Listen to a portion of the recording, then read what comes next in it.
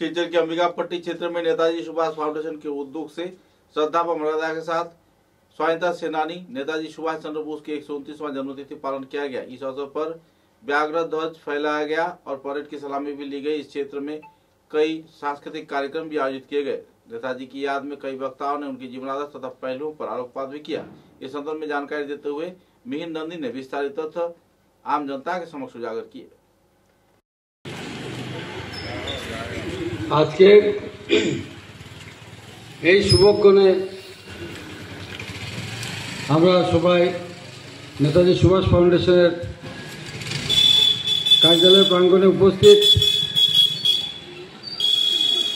আমাদের দেশের বীর সেনানী নেতাজি সুভাষচন্দ্র বসুর আজকে 129তম জন্মদিবস। এই জন্মদিবসে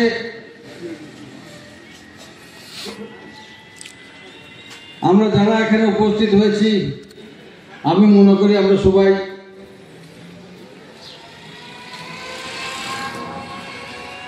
কৃতজ্ঞ, কারণ নেতাজির যে ইতিহাস, যে আদর্শ রেখে গেছেন এবং সেই আদর্শ অনুপ্রাণিত হয়ে আজকের দিনেও যারা নেতাজিকে স্মরণ করেন, আমি তারা সবাইকে সাধুবাদ এবং অভিনন্দন জানাচ্ছি।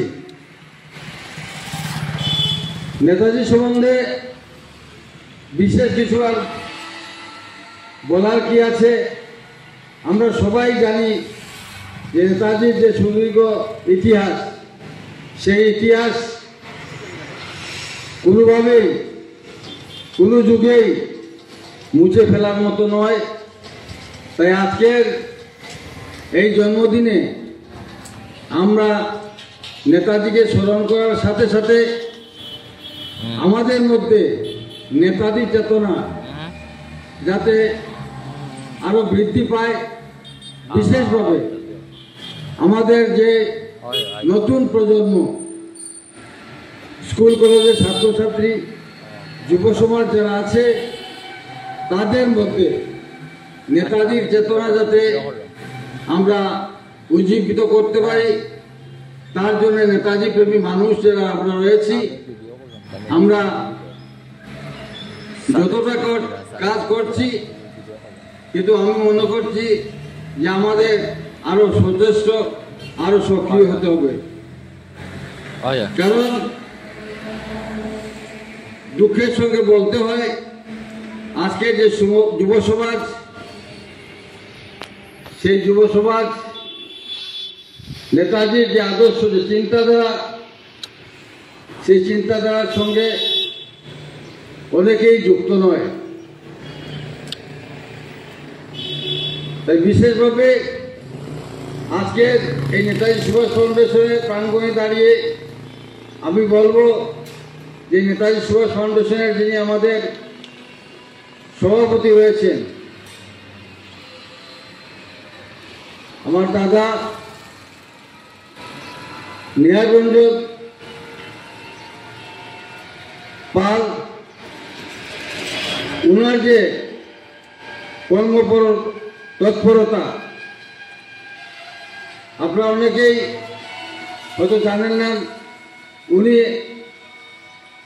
নেতাজি সুভাষচন্দ্র বসুর যে কোনো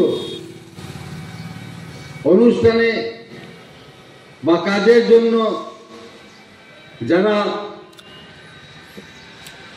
উদ্যোগী বা অনুপ্রাণিত, তাদের সঙ্গে সর্বদা উনি থাকেন, তাদের উৎসাহিত করেন এবং নিজেও তিনি সক্রিয় থাকেন। শিলচরের বিশেষভাবে কেন্দ্রীয় নেতাজি উদযাপন কমিটি যেটা রয়েছে, ওখানে উনার ভূমিকা যথেষ্ট। উনি ওখানেও সভাপতির মধ্যে রয়েছেন। নেতাজি সুভাষ ফাউন্ডেশনের উনি সভাপতির মধ্যে রয়েছেন এবং আমরা প্রতি বছর উনারই সক্রিয়তায়, সচেষ্ট প্রচেষ্টায় আমি আমার নিজের কথাই বলবো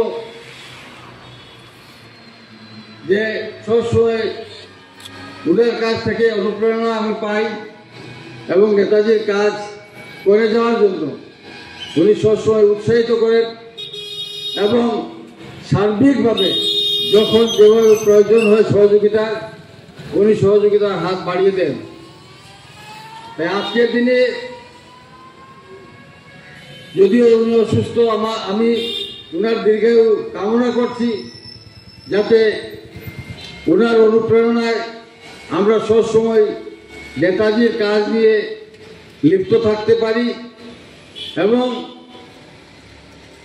যুব সমাজকে আমরা আরো সুদৃঢ়ভাবে নেতাজি সম্বন্ধে চিন্তা করার জন্য, নেতাজির কাজ করার জন্য তারা যারা এগিয়ে আসে সেই ব্যাপারে আজকে এখানে যারা যুব প্রজন্মের ছেলেমেয়ে যারা উপস্থিত, আমি প্রত্যেককে বলবো যে নেতাজির আদর্শে অনুপ্রাণিত হয়ে কাজ করলে নিশ্চয়ই আমি বলতে পারি যে তোমাদের মধ্যে ভ্রাতৃত্ববোধ, সামাজিকতা, দেশপ্রেম সেগুলো জন্মাবে। তাই অবশ্যই নেতাজির আদর্শে অনুপ্রাণিত হয়ে নেতাজির কাজ করে যাও। অবশ্যই আজকের এই সমাজ ব্যবস্থাতে আমাদের মধ্যে যে বিভেদ, সেই বিভেদ আমরা ভুলে যাব। আমরা সবাই একে অন্যের সাথে মিলে সমাজ গড়ার সাথে সাথে আমাদের ব্যক্তিগত জীবনকেও আমরা গড়ে তুলতে পারবো। এই বলেই আমি আজকের এই অনুষ্ঠানে যারা উপস্থিত হয়েছে সবাইকে আমি আমার অন্তঃস্থল থেকে সাধুবাদ, অভিনন্দন এবং নমস্কার জানিয়ে আমার বক্তব্য শেষ করছি। জয় হিন্দ, জয় নেতাজি।